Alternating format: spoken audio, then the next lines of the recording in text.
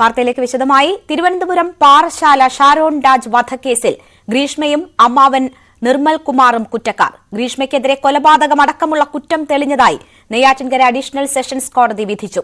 തെളിവുകളുടെ അഭാവത്തിൽ ഗ്രീഷ്മയുടെ അമ്മ സിന്ധുവിനെ വെറുതെ വിട്ടു. ആൺസുഹൃത്തായിരുന്ന ഷാരോണിനെ കഷായത്തിൽ വിഷം കലർത്തി കൊലപ്പെടുത്തിയ കേസിലാണ് നെയ്യാറ്റിൻകര അഡീഷണൽ സെഷൻസ് കോടതിയുടെ നിർണായക വിധി. കേസിലെ 1-ാം പ്രതി ഗ്രീഷ്മ, 3-ാം പ്രതി ഗ്രീഷ്മയുടെ അമ്മാവൻ നിർമ്മൽ കുമാർ എന്നിവർ കുറ്റക്കാരാണെന്ന് കോടതി കണ്ടെത്തി. ഗ്രീഷ്മയ്ക്കെതിരെ കൊലപാതകം, തെളിവ് നശിപ്പിക്കൽ തുടങ്ങിയ കുറ്റങ്ങൾ തെളിഞ്ഞു.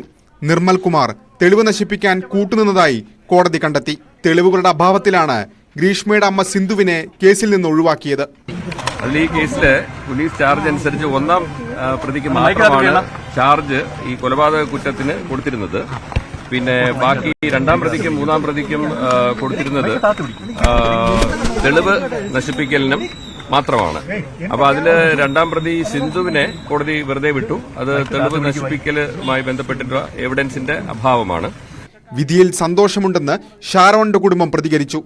2-ാം പ്രതി സിന്ധുവിനെ വെറുതെ വിട്ടതിൽ ഹൈക്കോടതിയിൽ പോകുന്ന കാര്യം ശിക്ഷാവിധിക്ക് ശേഷം ആലോചിക്കും. അമ്മയും കുറ്റക്കാരിയല്ലേ, പിന്നെ എന്തിനു വെറുതെ വിട്ടത്?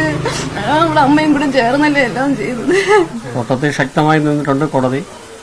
അതിന് ഞങ്ങൾക്ക് സന്തോഷമുണ്ട് അവളെ ശിക്ഷിച്ചതിൽ. പക്ഷേ സിന്ധുവിന്റെ അമ്മയ്ക്ക് എന്ത് പറ്റിയെന്നുള്ളത് ഞങ്ങൾ തിരക്കും. അതിന്റെ കേസിന്റെ പിന്നാലെ ഞങ്ങൾ വീണ്ടും പോകും ഹൈക്കോടതി.